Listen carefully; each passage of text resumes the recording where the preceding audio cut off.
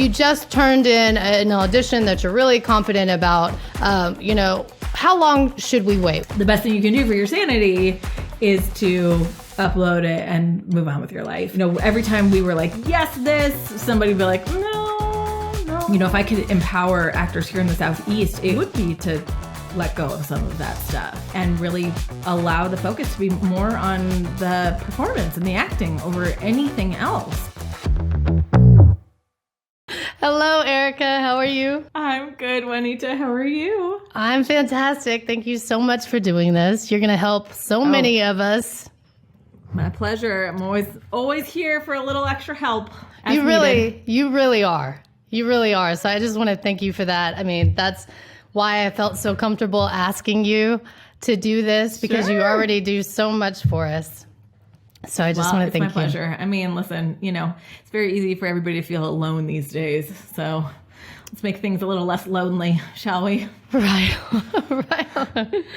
Okay, so I want to respect your time. I have a lot of questions for you. Sure. I definitely want to get all of your knowledge, but I also want to get your opinions on things. So, if there's anything I ask, I'm going to give you some of my opinions and see what you think about that as well, And so, Great. So first I want to know where you're from, where you are right now at the time of this audition, where are you really located, and take us through how you got into casting. Sure. So I grew up in North Dakota.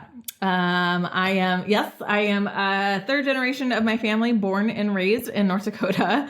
And I lived there for my 18 years of my childhood. And then I left, cause I was too cold to stand it. And I went to LA. I went to USC, to the USC Film School, and, I just loved it. I loved it. I lived in LA for 17 years. And now currently I am joining you, currently taping from Asheville, North Carolina, which is where we live. We moved here about almost 5.5 years ago now. And we love it. We absolutely love it. And this is coming from somebody who truly loved being in Angelino and never thought I would ever leave. But we had our first child and we were like, somebody please help us. So we now live 10 minutes from my in-laws, and that helps a lot. So anyway, so that's where we are now. And I got into casting largely because I really loved theater. I really loved acting in theater, but I really loved the experience of collaborating in theater, watching theater. I just didn't want to be a professional actor. So I was like, what can I do that's close to that? And I assumed it was casting. I really didn't know anything about casting. Quite frankly, there really wasn't any resources about casting at all when I was trying to figure my life out.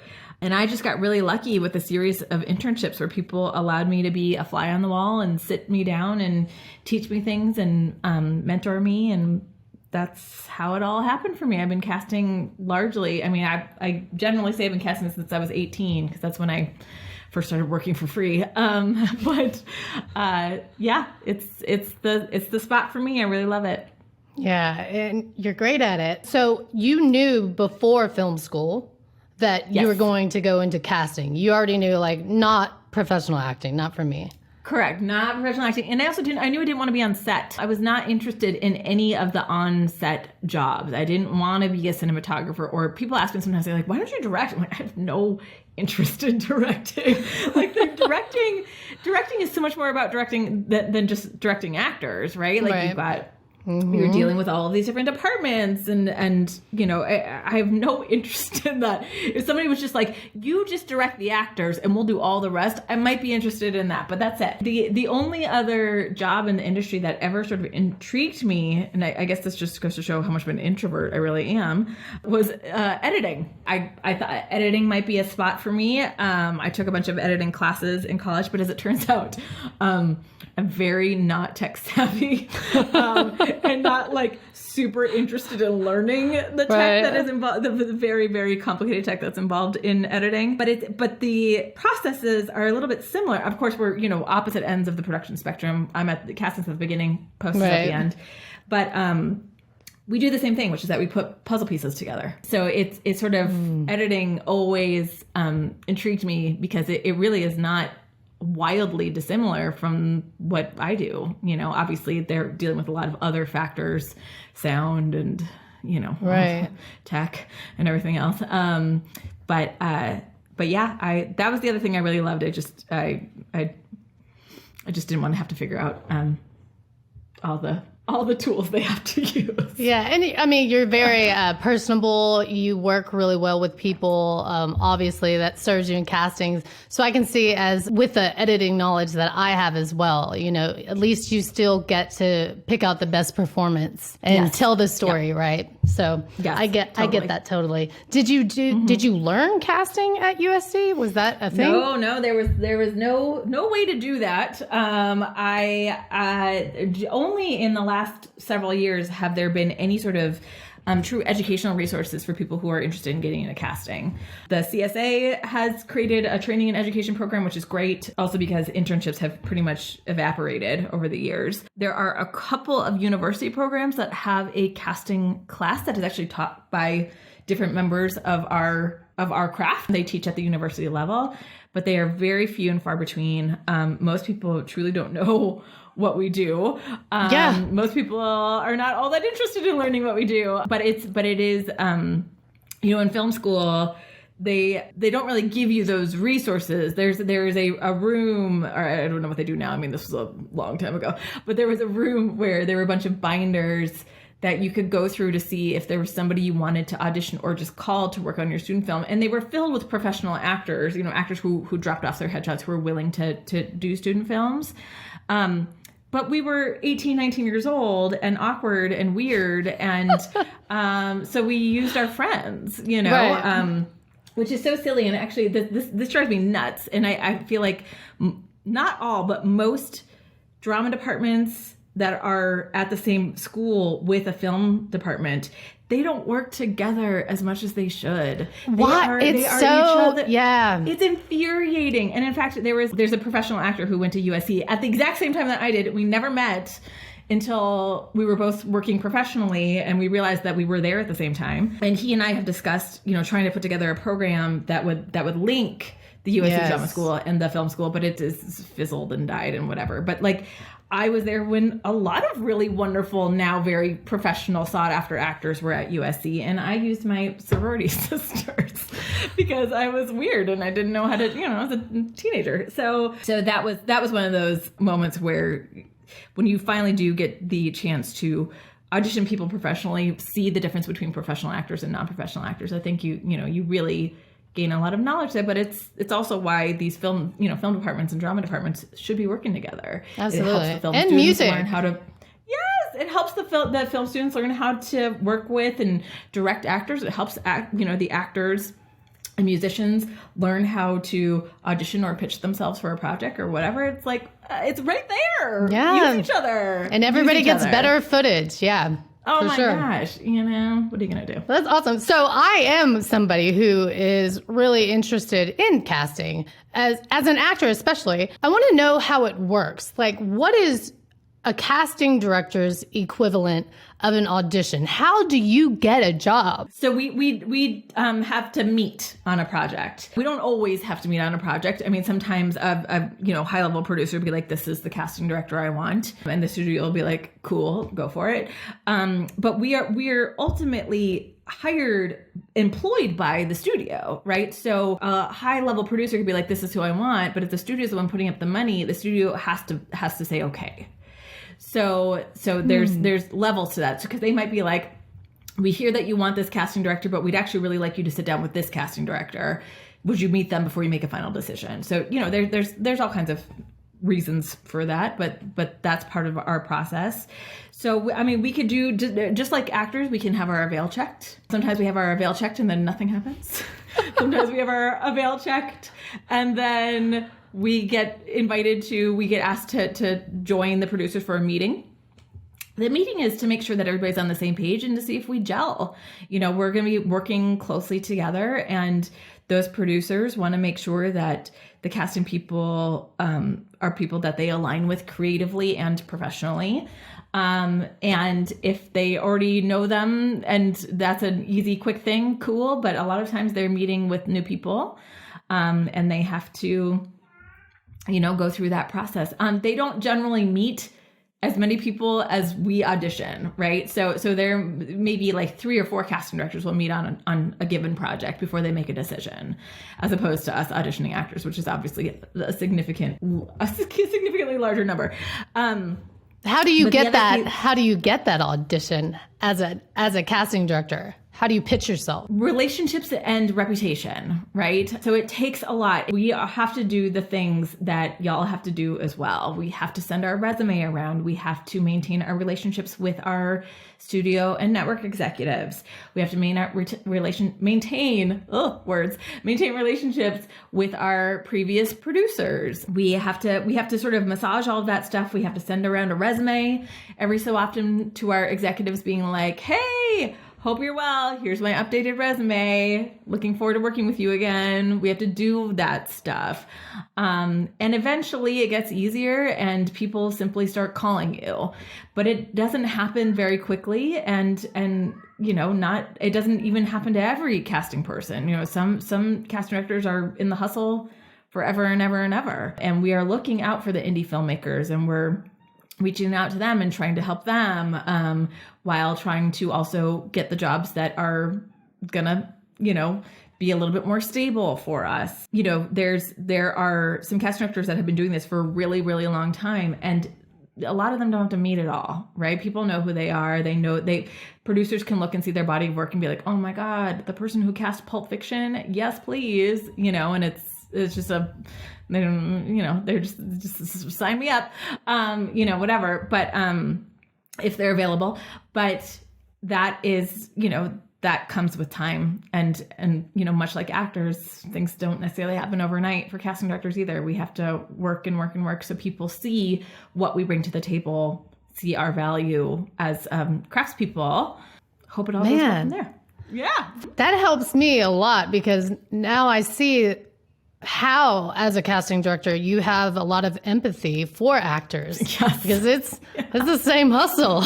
It sounds pretty It is a very, brutal. very, very similar hustle. And as someone who has had to send emails being like, hey, here's my updated resume, it makes you feel like it's such You're an starting idiot. over. Every time every time I send those emails, I'm like, please don't be mad that I sent this email to you. Like, it's the same thing. It's the exact same thing that oh y'all my go God. through. Wow, that's really good to know. I'm glad I asked that, because I've always wondered. I've always wondered that. So can you take us through the beginning, the middle, and the end of a project? Like, what's the day in the life of behind the scenes for casting? Because people always see, like, as an actor, you always just see the end result, but they have no idea what we do, what the job consists of, Sure. The the day in the life varies greatly depending on the project, depending on what else is going on. I mean, sometimes if we're on a big studio project, part of our day in the life is going through sexual harassment training and other stuff like that. Wow. Every time we're hired on a new job, we have to go through all of that company's trainings. We have to fill out gobs and gobs of paperwork to start our job, much like actors do. Sometimes our day in the life includes a concept meeting in the morning, and then, working on the breakdown, trying to get the breakdown approved while we pull sides. Sometimes a day in the life is just watching tapes all day into the night. And the next day, while you choose your favorites to send forward.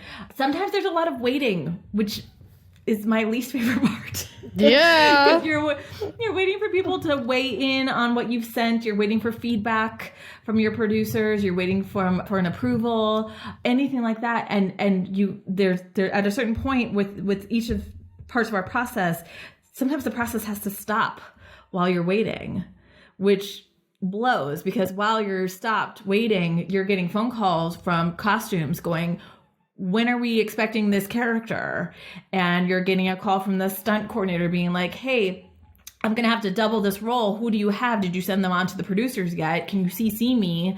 And we're, the production machine keeps going, even if we are sort of treading water, waiting for answers. And so sometimes it's simply just fending off the lions while we're in a holding pattern. But that waiting can be for any a number of reasons. That people haven't watched tapes yet, or they have and they're waiting for one person to weigh in. They are maybe re-envisioning the role, not that they're seeing actors read for it and realizing that something's not working. There's all kinds of things that could be going on with that. Or it could simply be that the showrunner is so busy, they've not had time to watch anything yet. And that's just it. And you're just waiting, right? Because I'm not going to continue necessarily seeing more people for a co-star or a guest star unless I get some feedback from my producers being like, we want to see more, and here's what we're looking for, right? We do that. We sort of keep the process going. We sort of call that a rolling process with like series regulars, feature film roles and stuff like that, where it's sort of just a longer, more continuous process. But with co-stars or guest stars, it's a much more truncated process, and decisions have to be made fairly quickly because you have a very limited amount of time for those roles. There's no point in me going back, sending a link of co-stars and guest stars forward to my producers that I've already culled through and chosen what I feel are the top, given everything that we've talked about. There's no point in me going out and seeing more until they come back to me and say, we didn't love anybody here, or here are our choices, right? So with series regulars, I'm going to send forward a link and then keep looking even before I hear back. But even still, I'm still looking for feedback from those producers on that role because I want to make sure we're on the right track. I want to make sure that there's not a major trap in the size that people consistently fall into that I've missed as well. Where, we want to make sure that age-wise we're fitting into their, what their vision is. We're wanting to just make sure that we are tonally fitting into what they had envisioned, all of those things. And their feedback is part of our process in terms of, okay, where are we going to go next? Do we want to go back to anybody? Do we want to try somebody brand spanking new? Do we need to completely re-envision this role and send out a new breakdown? What needs to happen? But a day in the life of casting, I mean, it could simply be staring at thousands upon thousands of thumbnails, choosing who you select. It could be watching tapes all day. It could be half administrative work. It could be making deals, sending out offers and making deals with your reps. It could be fielding pitches while you go through tapes. It's sort of a mixed bag. And it really kind of depends on where you are in the process, what type of role this is, and a couple, many other factors. Wow. Okay. You've answered a lot of my questions, and Great. also you've also made me so happy that I'm asking, because it's just, wow, this is really enlightening. Like, we actors, we know how to hurry up and wait, right? Like, hurry up and wait. We're always waiting, and we can never let anything go, right? But it doesn't really occur to us that you are waiting at times as well. Like, we just picture y'all are always busy and everything's moving forward without us, No. Some of us go a little insane during the waiting times, but you can only do what you can do. So you can only. I'm a nudger. I tend to nudge, but you sometimes gotta wait. You talked, this was eye-opening too. You mentioned that other moving parts, like stunts and other departments, contact and correspond with casting. I didn't really realize that either. But you talk a lot about working with the producers, right? So do you cast film as well? Mm-hmm. Okay. Is it predominantly you're always working with the producers? I would imagine that on film, the director has maybe more of a say, or is it always like your job is to, the producers are calling all the shots all the time? It's both for both mediums, right? So in TV, of course, there's a showrunner. The showrunner is the EP, but they're also the head writer, right? So they are the ones. This is their show, whether or not they created it. It is their show to run right now. And so the directors are often in television guest directors, not always, but often guest directors. They come in and do a single episode, and then they go to post, and then they go on to their next directing job. Again, not always. Some shows have producing directors, or they have one director do multiple episodes, and it just depends. But a lot of times the director is a guest. They come in for that one time, and when that happens, they will often defer the final choice to the showrunner and the other EPs or writers, because they know that the director, are leaving. And the producers are going to be with this actor for a lot longer. So they will often defer. They're always going to weigh in, and that's actually part of their contract as being members of the DGA, is that we have to show them casting. They have to be part of the casting process. And we always make sure that even if they're, a guest and they're brand spanking new, we say, hello, so nice to meet you, welcome. Here's some links, can't wait for your feedback. And a lot of the producers in TV have learned to sort of wait for the director to weigh in first before the producers and showrunners weigh in, so that the director has sort of first grab at it or first look at it. In features, the director really is the one sort of leading the charge, right? And depending on the size of the film, if you've got a smaller indie film, they may be the only person making decisions. Excuse me. If you've got a larger studio film or like a major franchise film or something like that, then that director is going to be making decisions, but it's also got to be maybe approved by the people who are putting up the money.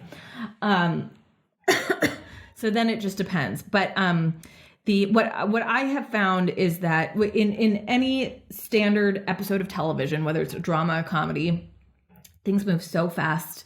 There's only so much time to get to know a director and have, allowed the director the space to, work with us. They're all, not only are they working with casting and selecting their cast and their actors, they're also in a location van all day long. They are talking with the VFX team. They are in back-to-back meetings with different departments, art, costumes, stunts, props, etc. It's constant. They've got a very limited amount of time for pre-production, to get ready for production, to make sure that they can make their days once they start shooting. So, that has been actually a major win for them now that casting has gone largely virtual, that they don't have to sit in our offices for 2 hours. They can look at auditions while they're going between locations in the scout van. And that has really changed things for them, for better or for worse. I imagine some of them, very much miss being in a casting office. But I remember we started only sending tapes and links for our shows starting back in like 2014 or so. That was in LA. It wasn't all self-tape then. People would come in our office and they would read with us. But we weren't having producer sessions. We were only sending links, because once they realized that the quality was good and they can see what they needed to see, and that they trusted us to be like, this person's great to work with, whatever, they just kind of, they started saving that time that they would have been in the room with us and using that time for a different meeting or scout or whatever. And so things really changed from there. But I have found that directors in features, because they've got more time, they got more time for the casting process, and sometimes they even have more pre-production time to build in rehearsal time. It is just it tends to be a more hands-on experience.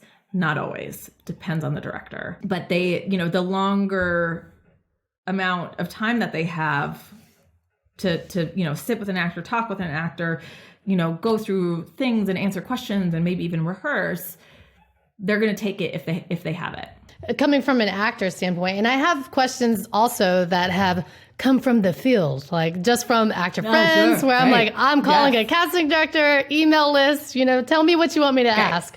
Great. So a lot of it is the letting go factor, So we know that television happens a lot quicker than film, but also based on the size of the role, the type of role. And I know you're probably going to be like, you should just let it go after you audition.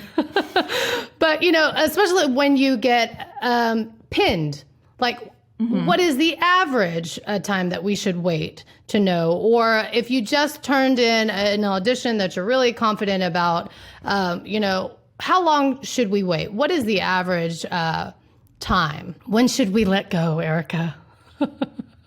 Well, I mean, you answered it, right? Like, should let it. You should finish it, upload it, send it into the ether, and let it go. Easier said than done. I know. Trust me, I'm a stewer as well, and I have met on projects and then not heard and stewed about it, and I get it. So I get it. It's human nature. The best thing you can do for your sanity is to upload it and move on with your life.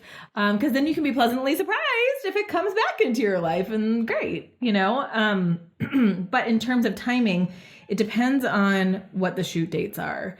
So if you're turning your tape in, you see the shoot dates are within the next few days or, next week, and you don't hear by the start of that shoot date, definitely let it go by then. But don't be surprised if it comes up, because maybe they, are shooting that character later and they've not made a decision. Right? But I think that is an easy boundary to give yourself. If you're like, okay, I'm going to think about this until this date, which is today's Thursday, they're shooting Monday. So I'm going to think about this until Monday, and then let it go and trust that somebody else got it. But there's no good way to do it, right? Because you're a human being and you're going to feel whatever you're going to feel. And I think you should allow yourself space for that. You just never know where the casting process is going to take you. I mean, I have one of my favorite stories of casting a series regular well after her initial audition. We were doing Altered Carbon season 1, and we had a really long time to cast that, which was is sort of unbelievable in TV land.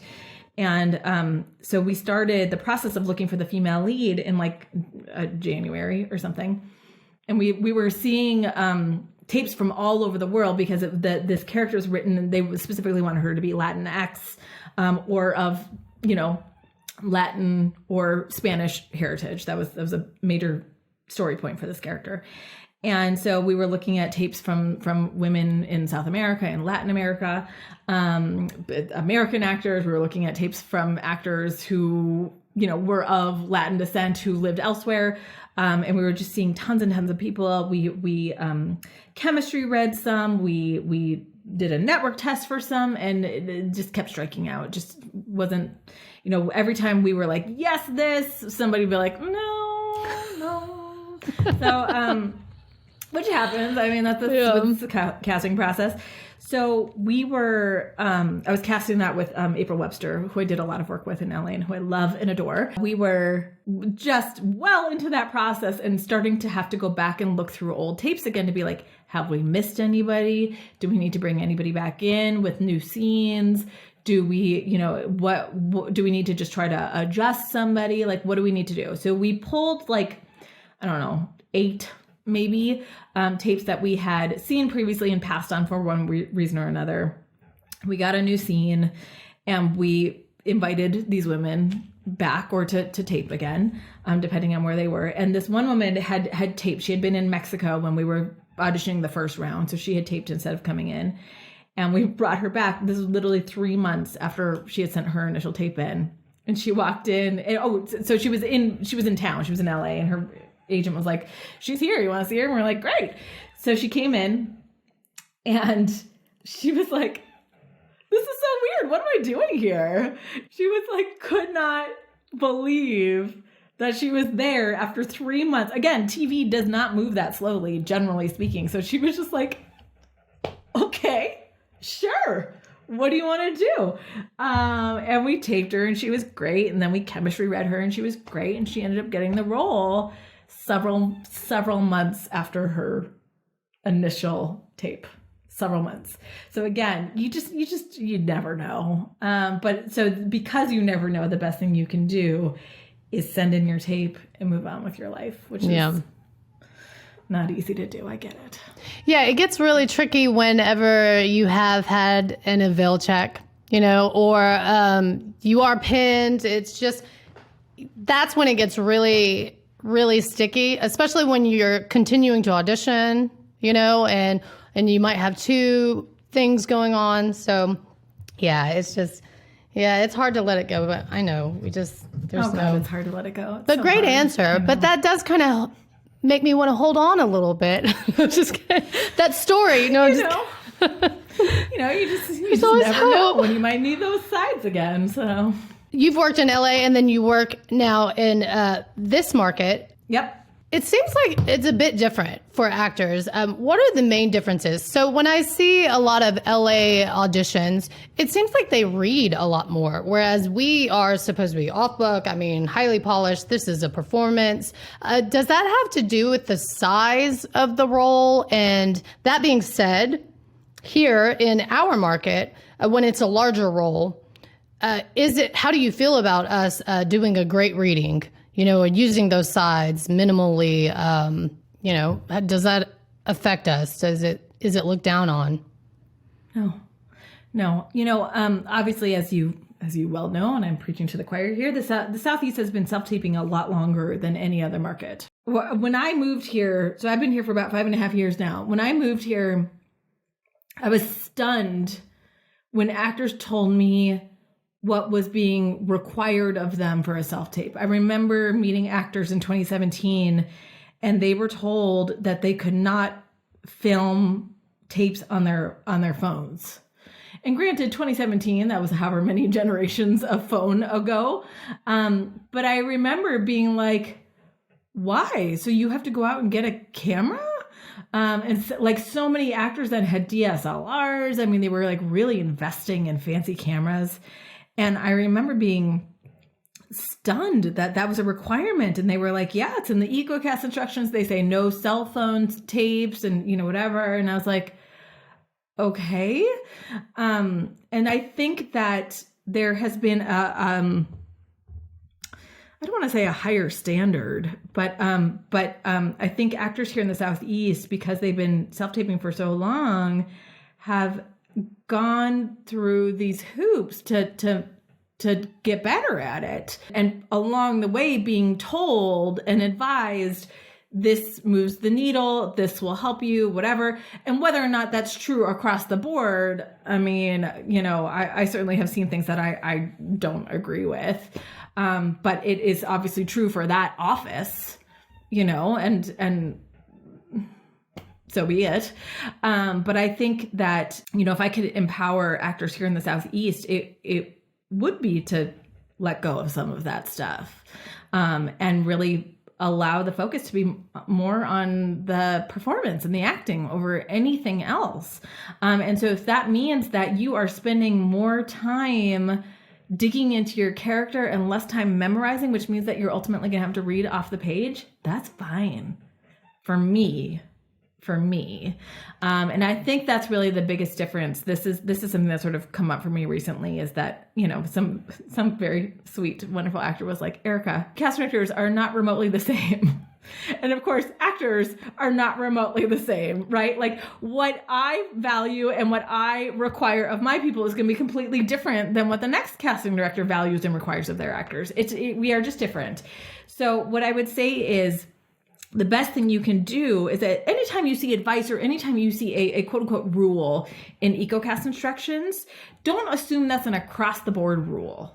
Okay. Let it be the rule for that role or that office.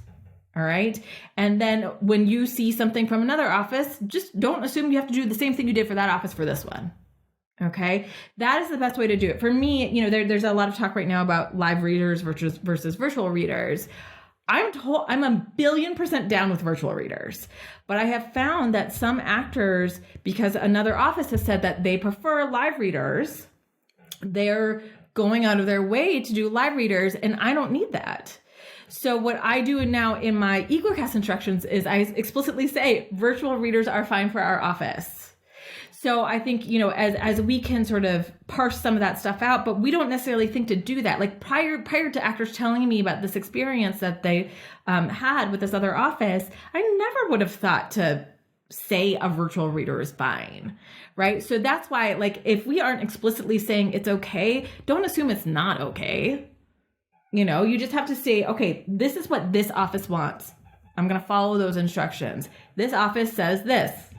I'm going to follow those instructions. And if they don't reference it, assume it's fair game. So if we don't say something like you must be off book or do not hold sides in your audition, assume that it's fine.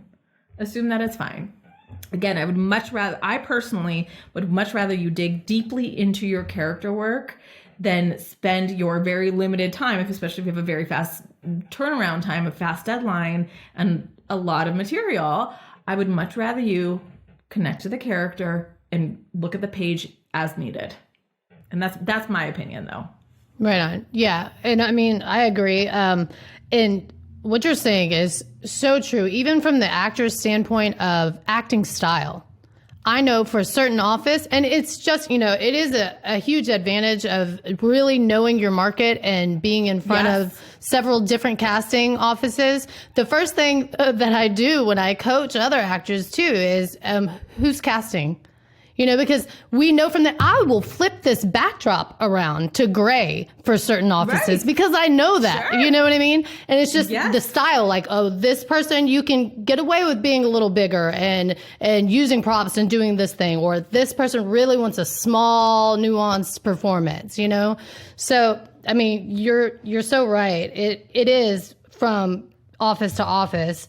But I do want to talk to you about the self-taping drama that is happening because I especially, even more so, I think, than a lot of my peers in this market, I was self-taping a lot more, like from the moment I started, because I hardly ever lived where I was working, and I remember those days of driving 5 hours, to Shreveport, Louisiana, auditioning for 5 minutes and driving 5 hours back, and then for a callback too. So, I got really good at the self-tape thing really quickly. And because I also knew this is the future. Like, you can't tell me that we have a way of creating more time and location freedom, and it's not going to stick, But I see both sides of the coin, I really do. And I want you to kind of just talk about what do you think about self-tapes? For me, I'll just say that the one thing, there's a lot that I love about self-taping. And if you give me the choice, I love being in the room. I love making connections, but I want as much control over my audition as possible. But the main thing that I love about self-tapes is that I feel like being able to watch my performance back, whether it was something that I did right, all those roles that I booked in the room, I can never go back and look at and say, this is what I did right, And I've learned so much from watching my performances back. So that's a big thing for me. But and I know some people hate that about self-tapes, right? Where they're like, oh, I have to look at myself. Yeah, I don't want to do it in the moment, but months down the line. Totally. I mean, listen, I've always liked self-taping. When I was living in LA, I started teaching self-taping in classes in like 2010. And I remember actors in LA being like, why do we need to learn this? And I'm like, maybe you're going to be out of town someday and want to send in your tape, whatever. For me, that is the thing about self-taping that is the greatest gift of technology, is that the lifestyle. You can be wherever you want to be. It's lower emissions. You're not sitting in a waiting room for hours on end to go in for 30 seconds and then leave again. You are able to go on vacation and bring your self-tape equipment. You're able to stay home with a sick child and still audition. You're able to work a little bit more easily around your other paying jobs, which is amazing. I think I realize that's a sort of a privileged stance to take, because some people live in very small apartments and whatever, and it's incredibly onerous to have to do it at home, and I understand that. But I think to be able to live where you want to live is a gift that those of us who came up in this industry, that was not a choice we had. We had to be in LA or New York. That's where we had to be. And listen, I loved being in LA. I loved it. But I was very happy to leave once I had a child, and I was like, how am I supposed to take care of this child? So it is, I think that alone is just an absolute gift. And I know it comes with all kinds of difficulties on the actor end, and I don't want to disregard any of those, because I know it can be, first of all, there's a major learning curve, right? It's completely different than your in the room audition technique. It's completely different than your virtual audition technique, and it's completely different than the technique you would use on set, right? So it is just another technique for actors to have to learn. It is something that they may feel they need to invest in for equipment, which can feel onerous and awful, as you're sort of working your way through that stuff. Some people, as I said, hate watching themselves. Some people really stress about the readers. I understand all of these things. But I think, the system we had before with live auditions was never perfect. It was not a perfect system, and self-taping isn't either. And the thing is, I don't anticipate there being a perfect system when it comes to auditioning. I think no matter what, there's going to be pros and cons, always. So, it's the best thing we can do is how can we embrace what's right in front of us? Because I think for a lot of actors, they're still waiting for us to go back in person, and I just don't see it happening. I mean, they're going to for certain things, for sure. They're going to do it, they're going to save it for callbacks, they're going to save it for chem reads, they're going to do it for certain things. But self-taping is not going to just disappear because we're able to be back in offices. The other piece of it too is that even, if we casting directors are willing and able to go into the office, that doesn't mean we have an office to go to. Right? The studios are the ones who pay for those offices. Even if a casting office has a space that they don't move from, this is their dedicated office space that they rent themselves. The studio, when they hire the casting director, helps pay for that space. So again, I think there's a large discussion in the industry in general right now about budget cuts. There's layoffs, there's all kinds of things. And this is an expense that they don't necessarily need to take on because we can do our jobs this way.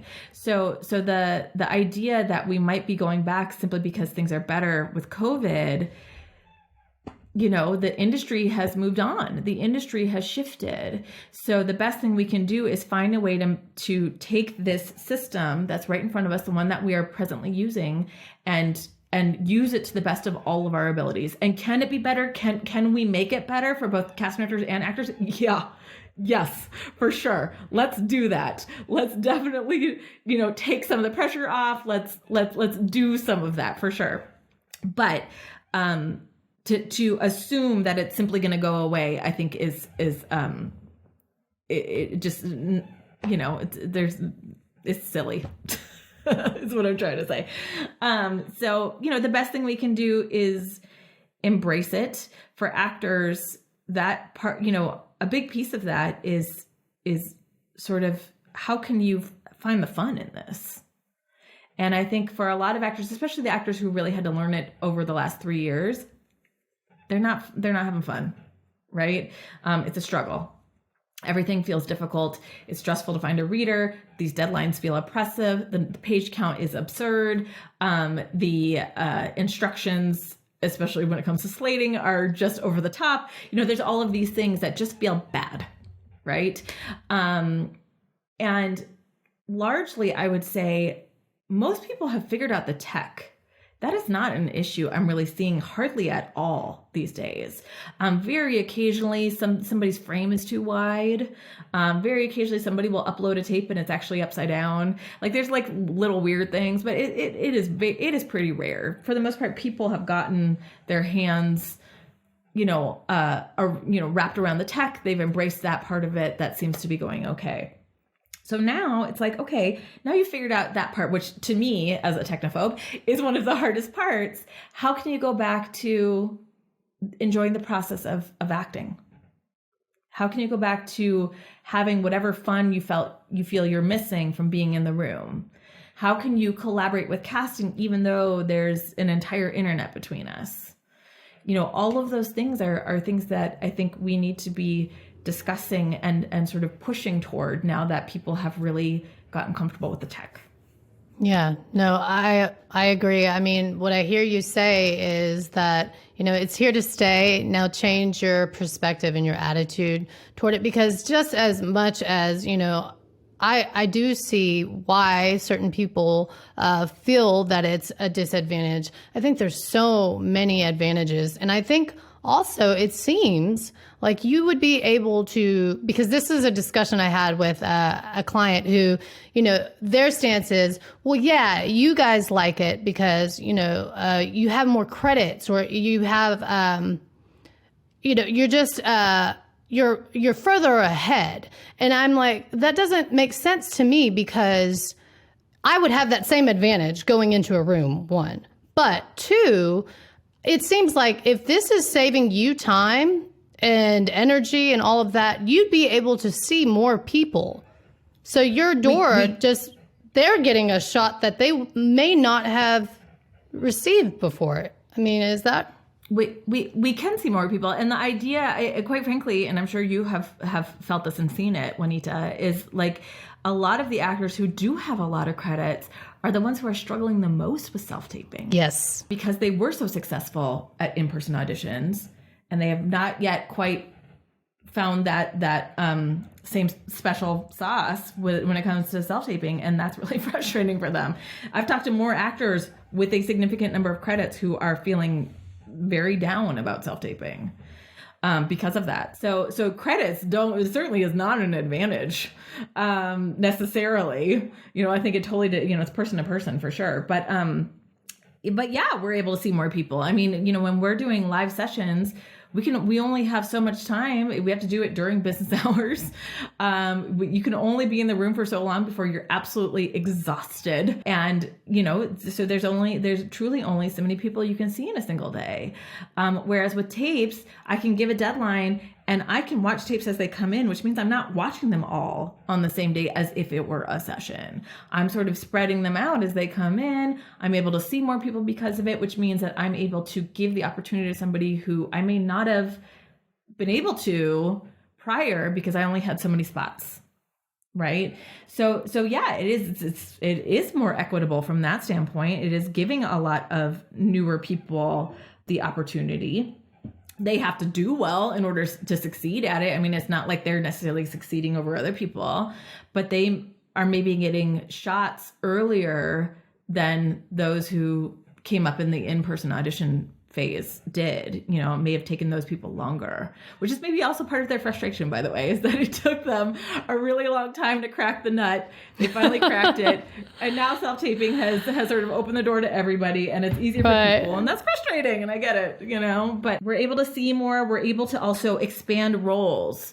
So that way I'm not just seeing male 40s Caucasian. I'm seeing male, female, non-binary, 30 to 50, any ethnicity. And because my pool is bigger and the people I'm seeing is a wider range, I would like to see more people for that. And I'm able to do it with self-tapes. Whereas with in-person stuff, the specificity is key because you only have so much time and so many slots. That's another great point. Yeah, it's expanding things sort of across the board. And in terms of how many people we see per role, that's completely up to the casting director. I had a role not too long ago where I just knew it was going to be it was a great role. It was an awesome role, but I knew that I only needed to see certain people for it. And I did. I only saw about 15 people, sent forward like 8 of them. And they were great, but they ended up going with somebody else from a different market. And that's fine too. But the other casting director saw far more than I did. So it just depends. We're all different. All casting directors have different processes, and how many people we see per role. It's going to be up to us. It's going to be up to, the specs of the role have an impact on that. So, while we can see more, we don't always see more than we would have in in-person auditions. It really just depends on the casting director and the role. Yeah, I noticed that too, and you're never going to please us actors, because I hear it from all spectrums. Like, I know that there's one casting director that calls in so few people, that when I get an audition from them, I'm like, awesome, because I know I'm going to get seen. I know I'm highly considered from the Right. moment I get the audition, right? So I can appreciate that about them. But then, someone else might complain about like they never get in with them. But then that same Sure. actor might complain that, oh, well, when this casting director has a project, everybody gets seen there. They keep calling me in. I never book with them. I'm like, well, that's still good. So yeah, you can't really please us with that. And somebody was like, I was talking with another casting director, and we often get the question of like, how many people do you see per role with self-tapes? How many people do you see per role? And we hate that question because, like I said, it varies widely. And the answer is like, why does it matter? Yeah. Are you going to work harder if you know you're one of 5 or versus if you know you're one of 50? Right. Well, I think what is the difference in terms of your effort? I guess that is sort of the question to pose back to how many people are you seeing per role. Like, are you gonna try less hard because you think I'm not looking at tapes, or are you gonna like what's the idea? So I think that the thought should be, because again there are so many variables and the number of people we see per role changes. So since you can't control that, all you can control is what you're bringing to the table. That's right. There's a poisonous belief that casting directors don't watch all the tapes. And that is just like, even if that were true, how is that useful for you? Like, that is the most poisonous thought that I could ever, you know what I mean? Like, so but I think that's where that comes from. Oh, totally. And again, I can't speak for other casting offices, but like, I don't request tapes that I don't watch. Like it's, I watch everything. I watch everything that comes in by the deadline. I will even watch things that come in after the deadline sometimes if I've not already sent things on. Right. You know what I mean? Yeah. So that's the thing, is that like, we are watching everything. We are selecting very specific people to read for this out of sometimes thousands. Why would we not watch the people we've selected, right? It's literally part of our job. So again, I get, you don't know what you don't know, and you how would you know if casting watches your tape? There's no way to sort of mark that. So I understand that not knowing leaves this void of questions, right? And again, I cannot speak for every other casting director out there, but I would assume that the majority of us do indeed watch all of the tapes that come in, especially if they make it in by the deadline and sometimes after. Yeah, I mean, at least like, look, perform like you think that they're gonna watch it. You know what I mean? Like, it's really poisonous. I do want to come back to that because that's a big thing as far as the dangers of the acting mindset and why, because we are so in the dark. But there's something that you said earlier, and I had prepared a question for it, and it's really important to a lot of us in our market. So you said it yourself, back in the day, if you wanted to be an actor or you wanted to work in this industry, you had to be in LA and you had to be in New York. And we know that that's changed quite a bit. But most principal casting is still being done in these larger markets.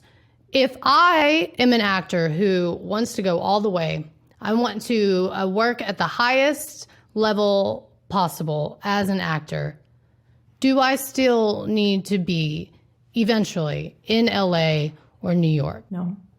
You might need reps in one of those markets. There are some very big name, heavy hitting actors that now live in the Southeast that chose to move here during the pandemic or before. But you would still need representation there. Well, you might, but here's the thing. On almost every project that I have worked on, they bring me on early enough to help search for at least one of the series regulars, if not multiple, on almost every project that I've worked on.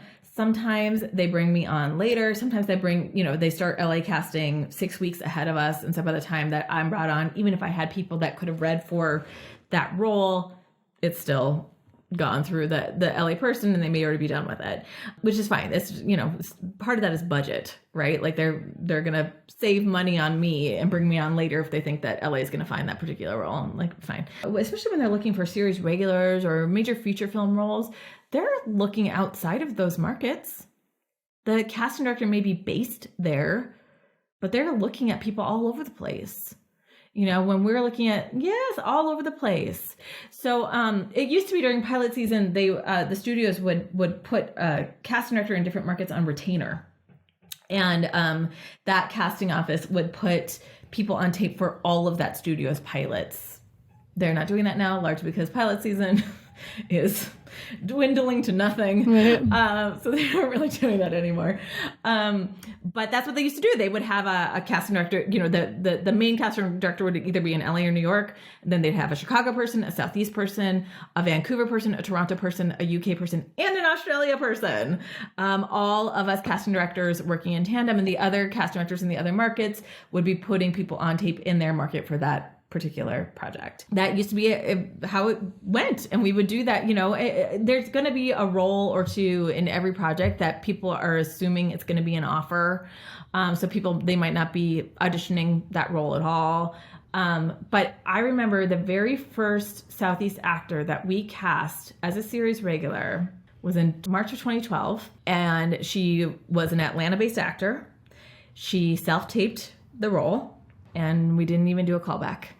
We used that tape. We used her reel. We had read a ton of really awesome women in LA, in New York, and elsewhere. And this woman beat them all up.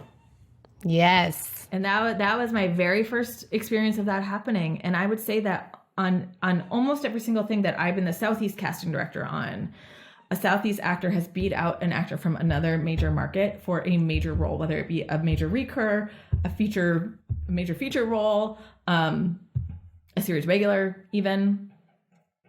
It happens. Are you going to have access to every single role living here and only having reps here that don't have access or relationships with LA or New York casting directors? Yeah, you might not get access to all the roles that you could ultimately be right for. But that kind of depends on your reps. You know, a lot of Southeast-based reps do have a foot in another market, whether it be LA or New York. A lot of them do now. A lot of Southeast-based actors will continue having and using their Southeast agent. Right. And then they add an LA or New York agent or manager to the team who puts them out for the other roles, the roles that don't shoot in the Southeast, right? So LA casting directors will be on shows that shoot in Canada, shoot in Vancouver or something like that. And, you know, the Southeast reps, unless they have the relationships and the access to those breakdowns, are not necessarily getting those auditions. So then you could be going out for guest stars on like the Star Trek shows that all shoot in Canada and, you know, stuff like that. But it really kind of depends on the reps. You know, like I said, a lot of Southeast reps are expanding into other markets, and a lot of LA reps are expanding into the Southeast. Yeah. Because, you know, everybody wants to go where the work is. Yeah. You know, I know a lot of Southeast actors feel the need to sort of grow out of the Southeast market and move on. And quite frankly, I know a lot of really big time heavy hitting LA actors who simply chose to live here because they like it. So at the end of the day, I think you need to live where you're going to be happiest when you're not acting. And then you can build your team from there. And all of that works. It's whatever works for you. I love that answer.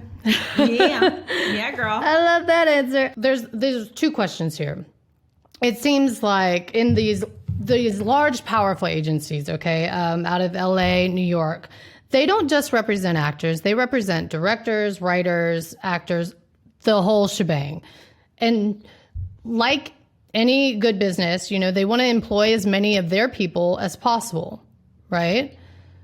Yeah. So honestly, how often do politics interfere with casting the right person in the right role? Are we, because we do see, I will say this, you know, we see it a lot in our market where you book the same type of role, right? But because certain actors are coming from different parts of the country, they seem to get a better deal, right? And we see it happen. But are we letting ourselves off the hook more so by, you know, just being like, oh, it's all politics. How often do you actually see that happen? Or are you seeing the right role or the right person for the right role? So the agency can't control that, right? Because ultimately there's so many people that have to approve and weigh in on who gets that final role, right? The agency can be like, hey, director, client, friend, here is our actor who we really love for this role. Can you please consider them? Right. But all the director has to say is, sure, I'll consider them. Yeah. There's no guarantee there, right? Because, on a lot of projects, the director doesn't have the final say to say, yeah, I'll cast them. So, the agency politics and the packaging politics don't have an impact at sort of the average role level. Okay. They might have it at the big time level where they're packaging. And there's all kinds of issues with packaging, of course, that the writers and directors have been working on for a while, but it happens at the higher level. So it happens at the producer level. They hook up a producer, a writer, and a whatever, right. And then they get a packaging fee, which means they sort of effectively get a producing fee. It's the whole thing. It doesn't matter. That's a whole thing for another union to deal with, which I believe they are. The politics come into play occasionally, I would say. Occasionally. Sometimes they will come into play in, they want to go with this actor who is the showrunner's niece. That is far more rare than you think. Most producers are not foisting other craftspeople onto their collaborators. They're asking for the consideration, and that's what we do, is that we highly consider that person, but they aren't guaranteed the role. I remember there was on one of the shows, we always try to make sure that, like, when we're on a show, if cast and crew members have friends that they want us to consider for roles, that we make sure we honor that, right? Like, sure, we can see your friend, we can see your wife, we can, whatever, by all means. I worked on a show once in LA where one of the series regulars was a member of a theater company, and she came in with a stack of headshots of everybody in her theater company, and she was like, if there's ever anything for these people, please read them. And we're like, sure. And we just kept it, and occasionally we saw people from that stack, and sometimes we didn't even look through the stack, and whatever. But I was on a show not too long ago, and one of our crew people, it was maybe like the locations, I don't remember who it was. It was a crew member, like a locations manager, was like, hey, my wife is an actor. Would you please consider her? And I was like, sure, send me her stuff. And I read her, and she was good. She was real good. And I was like, oh, great. Fabulous. So I read her for a role. I thought she was great. She was in my top pile. I sent her forward. I even put a little note being like, this is so-and-so's wife. They didn't choose her. And I saw her for another role. She was great. Again, I sent it forward. And I said, as a reminder, this is so-and-so's wife. Didn't choose her. She never got a role on that show. It's fine. It's fine. So at the end of the day, I would say for the most part, people are, the only people who sort of have to really look at some of that stuff is when it comes from up high, right? Like the head of the network is like, hey, we want you to meet with this person who we have a holding deal with, or whatever. They've got their reasons for it. So then politics will indeed come into play. There will need to be a heavy consideration and, whatever. But it doesn't happen at the average level. In terms of payment, yes, I've heard that same complaint about, our counterparts in other markets get paid more than we do. That happens across the board, by the way. Happens for I've always wondered that as well. Than's for saying that. I've wondered that. 1,000,000% happens for casting directors as well. I imagine it happens for all of the other crew as well. So we're all in that same boat together. But the reality is the budgets are not set by us. Again, the budgets are set by the people who are paying the money. And sometimes the way the budget is broken down, they leave that up to the line producer to deal with. But they're like, this is your pot. This is what you get per episode. So now it's up to you, line producer, to parse that out to your different departments. And sometimes the departments at the studio or network level will be like, okay, this is your casting budget per episode. This is your, overall production budget per episode, whatever. And it is up to us to sort of fit within that framework, right? So when they're making those budgets, it's a guess. they're not making it based on who we cast. They're not doing it after the fact. They're looking and saying, okay, well, we're expecting that this role is going to cost this much. We're expecting this role is going to cost this much, but there's no schedule. They're not looking to see how long the role would work. None of that stuff. It's just a guess. So they give us that number. It is an estimate. And for us to sort of, continue to be hired, we have to do our best to sort of fit within that budget, right? And it's really, that's really on the line producer more than anybody else, because if casting goes over, they may have to take money from a different department. They're sort of managing the overall shebang. But in terms of this person making more money for the same role, if we would have cast a Southeast actor, part of that is our job to advocate for, right? So if they're looking, during our concept meeting, the producers are like, okay, let's look for this role in LA and the Southeast and New York, whatever. And we're like, okay, I as a casting director am talking with my LA counterpart and saying, what does your breakdown say? We want to make sure our breakdown matches yours. Okay. Because I am not here for anybody here being worth less simply because they live in a different zip code. Right. Okay. Sometimes LA puts it out as a guest star. We put it out as a guest star. And then by the time we choose somebody, they've chosen a local actor because they're realizing they have to save money and they found somebody that they love here. Then the line producer comes to me and says, hey, do you think you can put them on a weekly instead? And then we have to work with that, right? I can go back to my line producer and be like, no, I don't think this person's going to accept that. And then we got to figure it out from there. But a lot of times we say, okay, let us see what we can do. And we talk to the reps and we try to work out a deal that is going to work for the actor and for production. And it is a messy dance. It is uncomfortable. I think if you ask casting directors what the least favorite part of our jobs are, I bet most of us would say doing deals. It blows, right? But it is a major part of our job. It's really fun when the deal is easy. It's really fun when we're offering a lot of money. It's really fun then. All the other times it's like, hey, here's what we got. I know you want more. Can't give you anything, and a lot of that happens. I remember I was on a show, and at the start of any season, a show is given an overall budget, and this is what we were expecting each of your episodic cast budgets to be. And we had like 5 top of shows per episode or something like that. By the time we was an 8 episode series, by the time we finished the pilot episode, those 5 top of shows had evaporated and we only had scale. Wow. And yeah, it was immediate. Just a budget cut like that. Okay, we're gonna not fly anybody in unless it's absolutely necessary, and we're not doing top of show for anybody. And that was what they did, and that's what we had to function under. And did that piss some people off? Mm-hmm.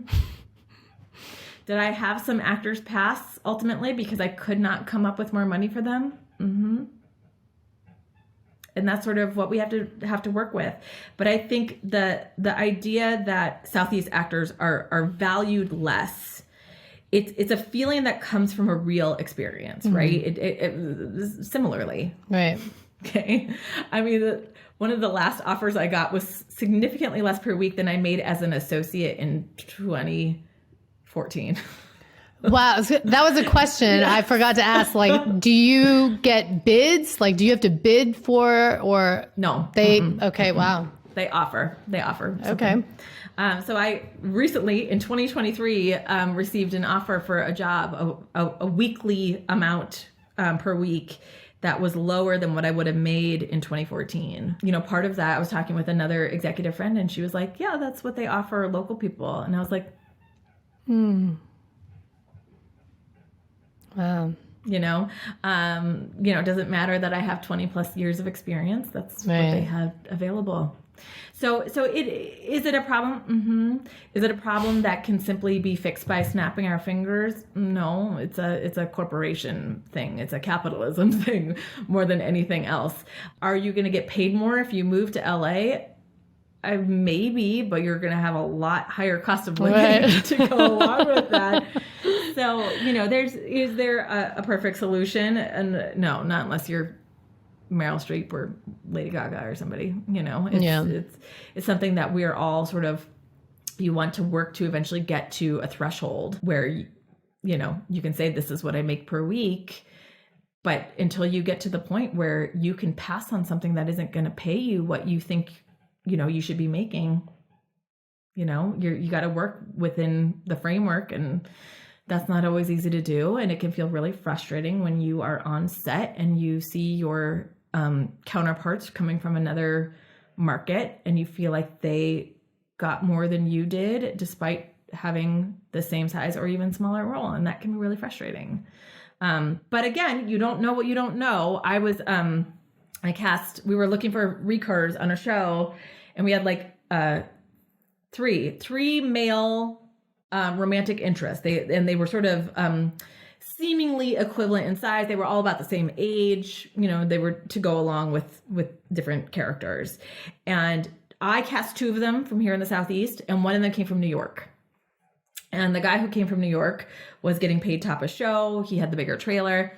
My guys were scale.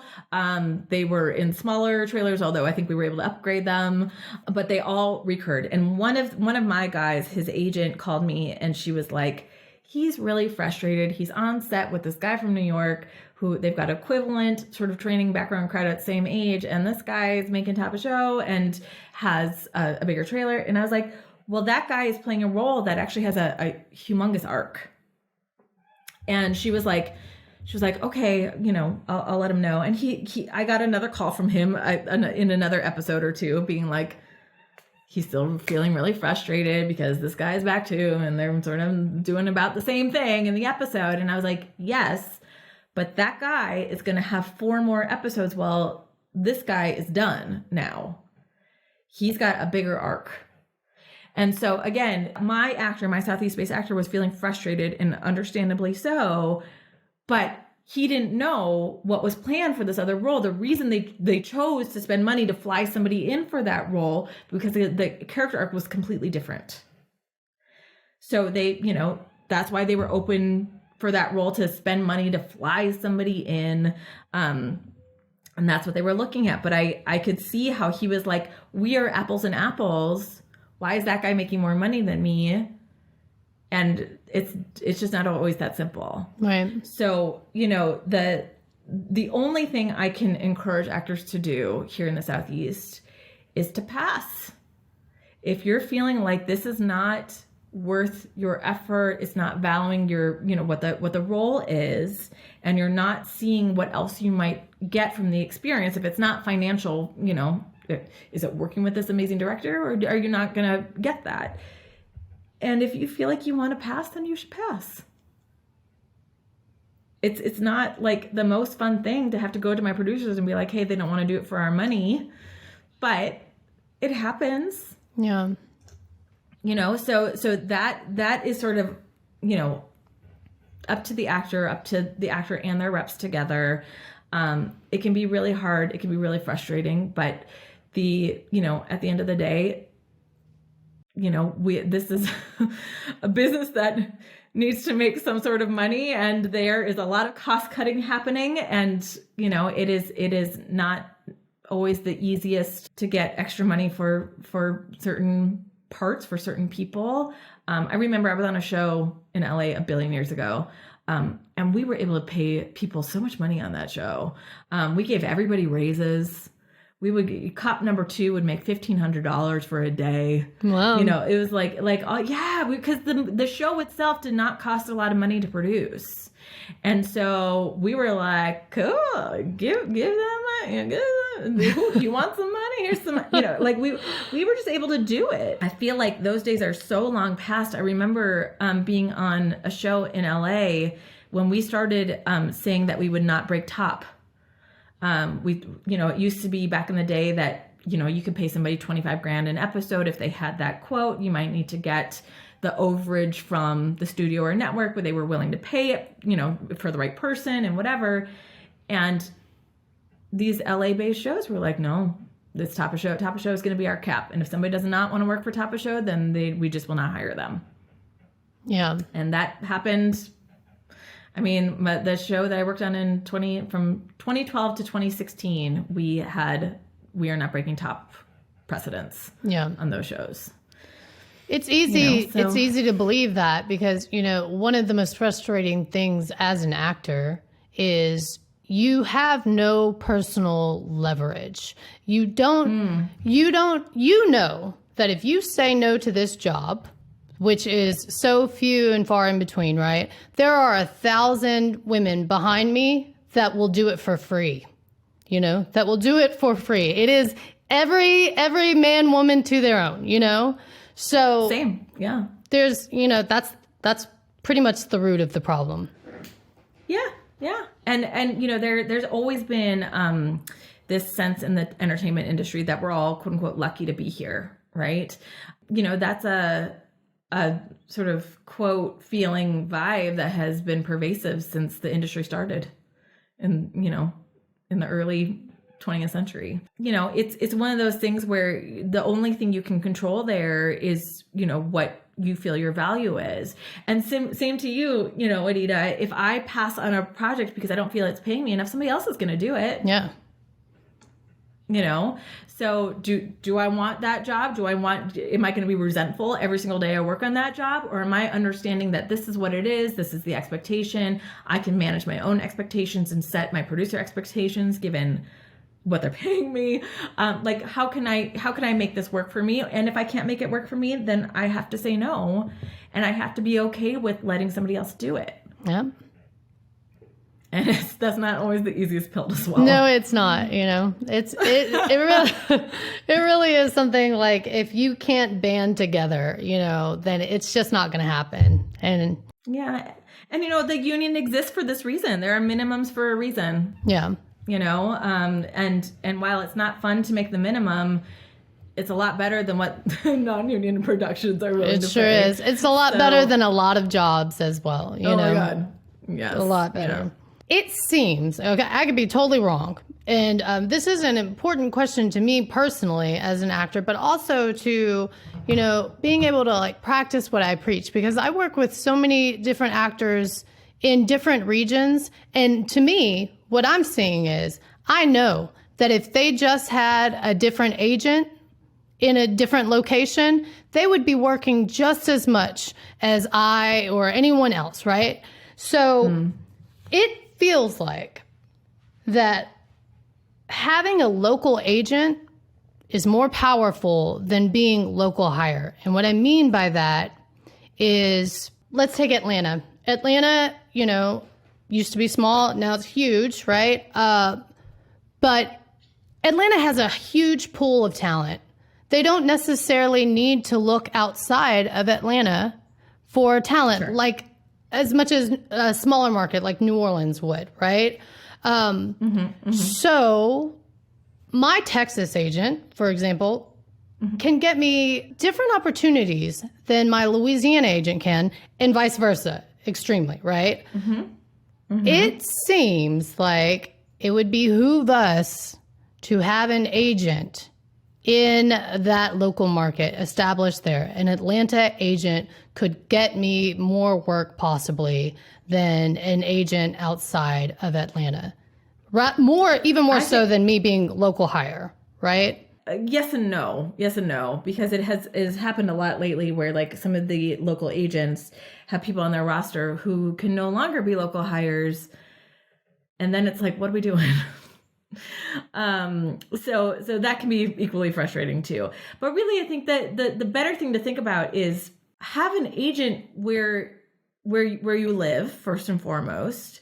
And then if you want to have another agent in another market, you need to actually be in that market, right? For at least some time every year. And even if it's like that's where your folks live, that's where your parents live, or you truly have, you own a place there and you truly go back and forth. But I think it is not helpful, mostly energetically, and I'll talk about that in a second, to have an agent in another market unless you are truly spending time in that market. I think it can really spread you thin if you have an agent in Chicago and New Mexico and Louisiana and New York and Virginia. If you are truly based in Louisiana, and sure, you can quote unquote be a local hire in those places, but you are going out for things where you're constantly stressed about how you're going to get there or how you're going to present the fact that you can get there.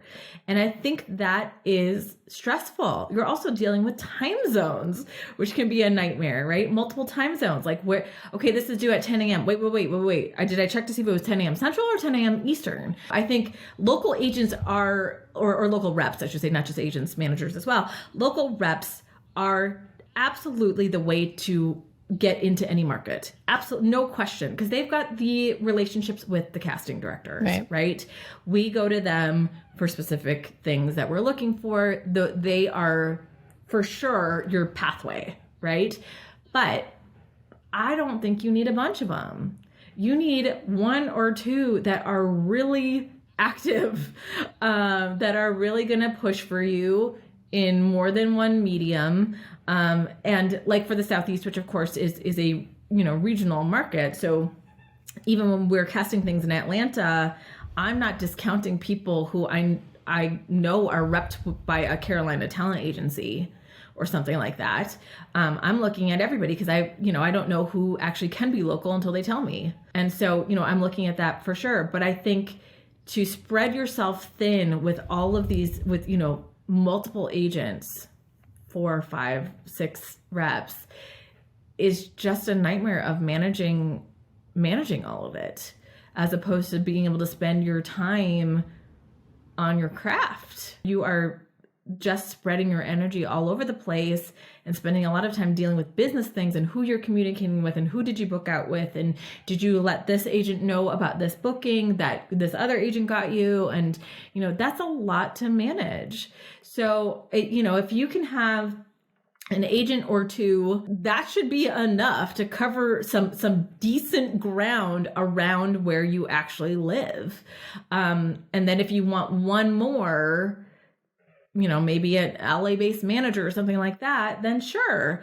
But I think you don't need an Atlanta-based agent to work in Atlanta. There are lots of wonderful agents in the Southeast that don't have Atlanta addresses, that are, based out of Charlotte or based out of Wilmington, or whatever, and have a solid chunk of their roster that live and work in Atlanta. And we know that, and whatever, but yeah, you want an agent who's going to cover you, not just for that specific city, but for the things around that city. If you're here in the Southeast and we're a regional market, for, Texas, it's Texas, New Mexico, Arizona, that kind of stuff. There's some shares there. People in, based in Massachusetts, like you're not that far from New York, New Jersey, and Pennsylvania, where there's stuff going on as well. So as you sign with these reps, you want to talk bigger picture. You want to see what they're open to getting you out for in which places. And if it's not covering the ground that you need them to cover, it might not be their best fit for you if you're looking for something else. But to me, less is more when it comes to agents. You just want really good ones, and there's loads of really good ones, and some agent who's right and really good for this person doesn't necessarily mean that they're going to be right and really good for the next person. It's, such a personal relationship, but that's my opinion on it. I think, there are some actors who have just a gazillion reps, and I just don't know that that's helping them, because if they're still not auditioning enough, it could be that one agent is like, well, they always audition and book things in the Southeast, so I'm not really going to send them out for stuff anymore. They're going to end up falling off one of their agents' radars anyway. So, the best thing you can do is have a few relationships, a small number of relationships, and really make the most of them. Yeah, I agree. And I think you have a lot of valid points. I think it's just something that I see is a frustration for agents too. And that's why it's become real to where I'm like, well, I've heard them say, well, I've done all I can to establish relationships with those casting offices, but, I'm not there. I'm not in, Atlanta. They know that, so I mean, it's really complex. It is because it is complex, and it's totally dependent on the casting director and their openness, right? So that's a big piece of it. But while they may not be able to get in for one casting director, they're constantly getting in for another. Right. So it kind of just depends on the capability there. But yeah, I think if you are working with a rep and they're like, hey, I can't get you into this major market, you need somebody else there, then you should listen to that advice. Right. Well, but the problem is that they never say that, right? Everyone wants you across the board. And so, it does become this game of, you're trying to figure out. That's a good point, because I think at a certain point, it's okay to outgrow your reps. It's okay to, be like, this has been wonderful. I'm so grateful for all of what we built together, but I think it's time for me to move on because of X, Y, and Z. Like, that's okay. That's not abnormal. It's really hard because sometimes emotional feels a little bit like a breakup. It so feels like a breakup. Yeah. Yeah, but it's certainly not weird. So, you just want to make sure that you're making that decision for the right reasons. What makes a great relationship between casting and agents? Because, we do see that. We do see, not that, you are all doing the best that you can and doing your job professionally. And I know that, but I do know that some agents seem to be easier to work with, or, casting offices favor them because of their reputation and their professionalism. What makes a great relationship? For me, it's trust and communication. I need to trust their eye for talent. I need to trust that when they tell me somebody's a veil or whatever, that it's accurate. I need to trust that if I, need their help with something at the last minute, I'll be able to get to them. That to me is really the biggest thing, more than anything else.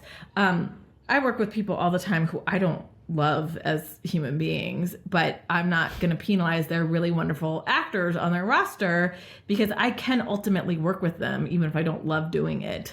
So, all of us casting directors, we've all had experiences where we've been burned by a rep in different markets. I had it in LA. I've had it here. I mean, it happened across the board where they said something that they couldn't then back up, and it's sort of thrown things into a shit show that just rolls very quickly downhill.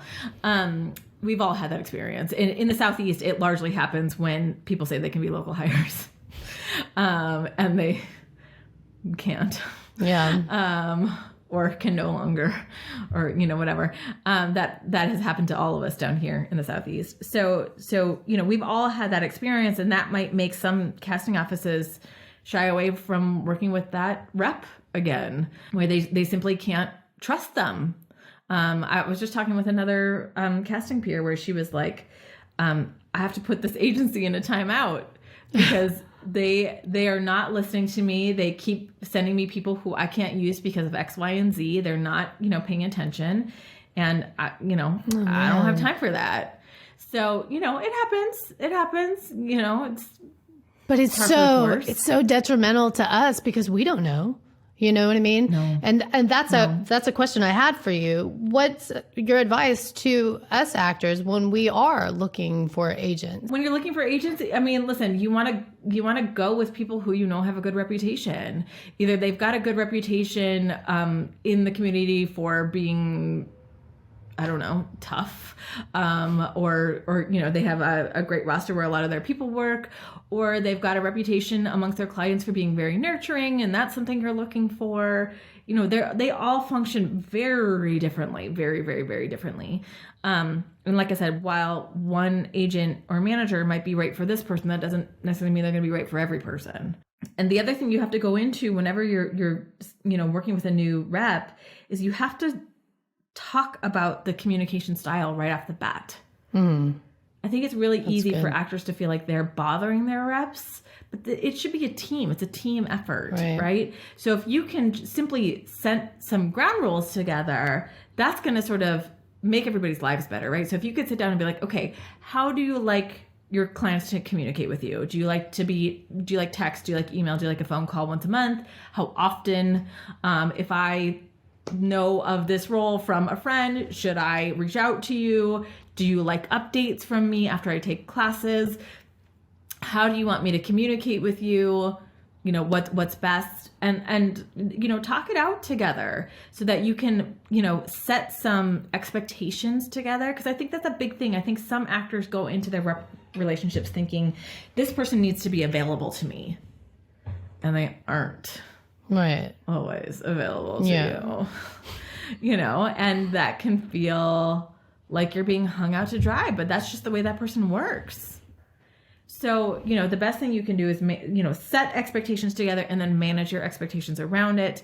And then if you see any red flags pop up, talk about it. Right. Talk about it. Yeah, that's really great advice. Okay, so you're talking already like you're an actor. So I have this idea of like, Erica decides that she is going to be an actor. Okay. I'll let you keep all of your casting knowledge, all of your industry experience, all of your knowledge. Okay. What's your game plan for success? And I want you to move us from, you know, overall. I know this is tough. I thought of this question. I was like, this is good. I'm going to make her do it. So, you know, overall in general, right? Do's and don'ts maybe, but to get a little more challenging, getting your first co-star role. You know, moving from co-star to guest star, preparing yourself. How do you level up to be series regulars? What would your strategy? I mean, for me, anything starts with class. That, you know, you need a foundation for sure. So it would start with class. From there, it is materials, right? So making sure my materials are up to par, good headshots, my resume looks good. Any clips I might have available are showing me off well. And then it's, you know, finding the right rep and, you know, getting out there and, you know, working that. For me, from moving from co-star to guest star is not as clear cut as it used to be. And, you know, used to be very clear cut, and now it's just not. With streaming and cable, they generally allow us to hire people with guest star billing but pay them co-star money, whereas with network you can't do that. So you might be going out for something in network that should be a guest star but they can't pay it, so it's a co-star billing. You might be going out for something in a streaming show that's listed as a co-star, but we can give you guest star billing and pay you co-star money for it because of your credits and background and whatever. You know, it's a sort of complicated game of math. Much more than it used to be. So moving up is for me is not necessarily a linear path. For me, it's more of like, are you growing in terms of relationship building? Are you growing in terms of craft? Are you getting out for other casting offices that hadn't seen you previously? For me as a casting director now, I'm gonna switch back to being a casting director for a second. For me as a casting director, I'm like, okay, I haven't worked for this studio in a really long time. I want to make sure that when I send out resumes, I target them first and foremost and get my stuff out there, and then, you know, go back and sort of re-massage these other relationships of people who have hired me before. There's some of that. So same thing with actors, right? So I'm gonna make sure that as I'm going out for other co-stars, I am maintaining the relationships I've built to that point while making sure that I'm like, okay, I've never gone in for this casting director. I'm going to see how I can maybe move the needle, maybe talk to my rep about, you know, specifically pitching me for them, things like that. And then I'm going to look at the work and think, okay, this might still be a co-star, but is it something special for me? Is it unique? Is it different? What about this experience is different? What about this experience is worthy of me doing nurse number 2 again?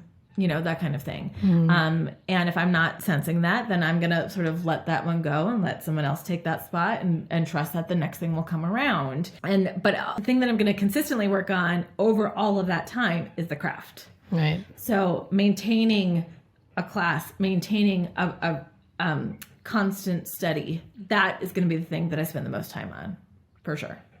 Yeah. Great answer. Great answer. How do you, I mean, you talk about these nurturing of relationships and forming new ones. What do you mean by maintaining relationships?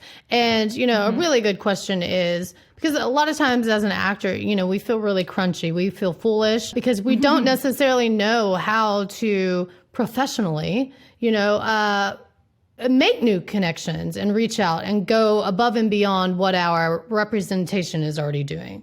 So it is hard. It is hard. I would say it's harder now than it ever was before, because everybody's everywhere and people are largely virtual and, whatever. It's just a lot harder. But in terms of making new relationships, the thing that always stands out to us and sort of lodges you deep in our brains is your work. So the, what you could do is sit down with your rep and be like, okay, I've never been in for Erica Bream, since there's two of us Ericas here in this market.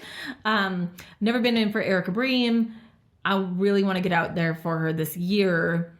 When things come up, would you be willing to pitch me? I've, put together a reel or a clip of something that I think is really speaks to some of the work that she does.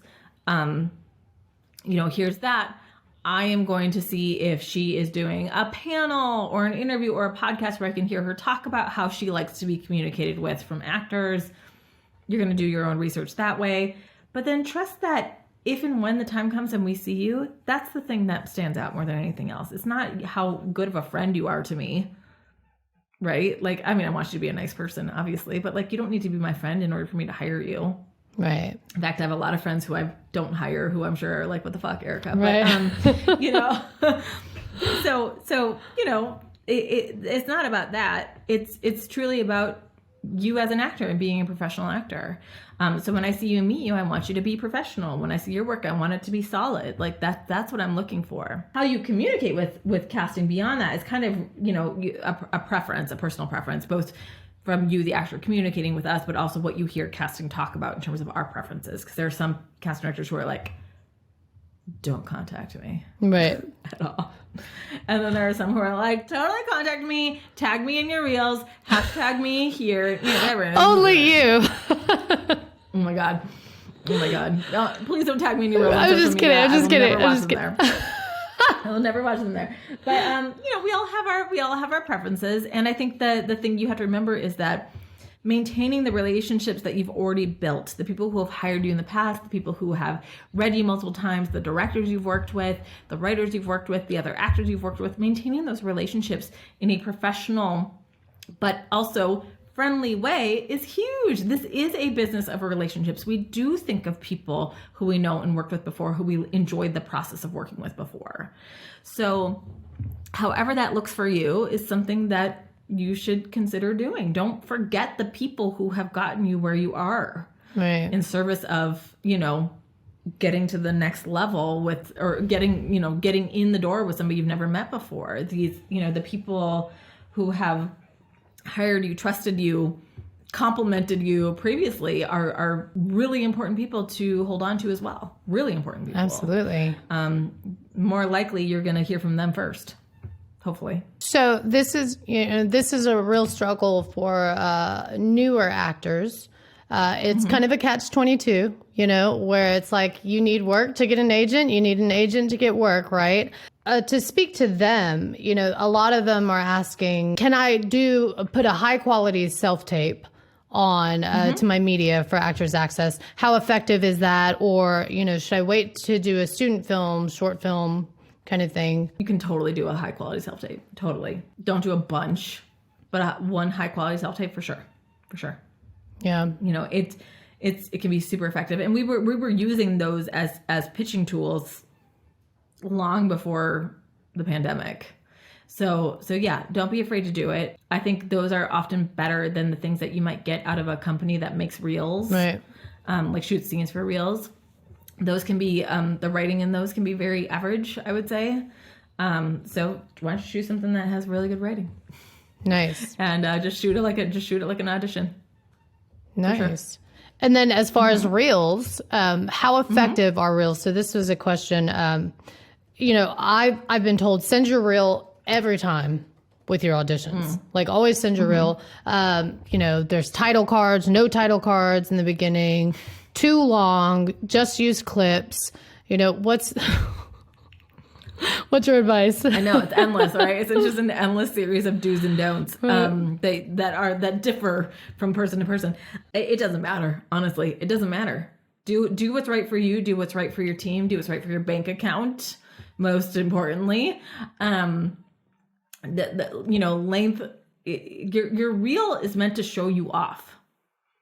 If you are keeping things on there to show range, but something is not very good, even though it's you in a sci-fi thing, that is not going to help you. It is meant to show off your acting abilities. It is a demonstration of your acting abilities. And it's got to sell you. It's got to sell you to us, or if we know and love you, we're using it possibly to sell you to our producers or maybe to our execs. So it's gotta show you off well. And if it's not showing you off well, cut stuff out, cut it out altogether. Live without a reel until you get something new, some new footage. Yeah. It's fine. In terms of uploading it with your materials, on EcoCast, I usually like actors to upload their reels along with their auditions, because that way if I have to download your audition and send it somewhere else, upload it somewhere else, I've got your reel there that I can download. I can't download from your Actors Access profile. Right. So if I'm not getting your downloadable reel some way, I might have to chase you down for it later. So I like it uploaded at the same time. I don't always use it. Do you use it often? Some actors. Yeah. For sure. You know, there are some roles where I'm like, you know, this take is solid, but I know they can do better. I know this actor really well. I've worked with them before. I'm including their reel. Some actors like Juanita have a really banging reel. Thank you. And for me, it's just a great way to show off, you know, how they may have seen you previously. You know, sometimes I think just the moment of seeing you in something that they recognize, they're like, oh my God, I remember her from True Detective. Then it's like, oh, great. Yeah. She was awesome. And it sort of moves the needle, which is great. But I'm never going to send anything forward to my producers that's ultimately going to hurt you. Right. So if I look at your reel and I'm like, this isn't great, but their audition is really good, and I know that they can do really well, then I'm not going to send forward a reel that's going to hurt them ultimately. So that's what, you know, you just kind of have to trust us. But you also need to not have a reel, go through the trouble and expense of making a reel if it's not good enough. Yeah. You also have to say goodbye to old material that you have evolved from. Right. Yes. And that's hard too. Yeah, that is hard. If I were a newer actor and I had like student film work, because it's not always the best quality, and you know that can hurt you. Even if the performance is decent and grounded and good, you know, it says where you are professionally, right, and what level you're kind of playing at. So it's almost better to have a better, high quality self-tape audition. Yeah. Right? Yeah. I just want to say that, you know, there are a lot of questions that I could have asked Erica, but she's already answered them. Just go to her Instagram at Erica S. Bream Cast, and there is just a crazy wealth of knowledge, and you give so much, and it's so impressive. It's so generous. And, you know, I really want you to know that I feel on a deeper level, you are helping us really change the culture of the industry. That means a lot. It means a lot to us because we are left in the dark so much. So I think on a deeper level, you know, not just making it so much more comfortable to audition for you and just to know you are such a light in this industry. And I think that paying it forward like this is really going to make some really long-lasting, substantial change. So I just want to thank you for that. That is really meaningful. Thank you so much. It means a lot to us. That's the goal. We're supposed to be doing this thing together. This is a team sport. Yeah. So, you know, why not work together and you know, make it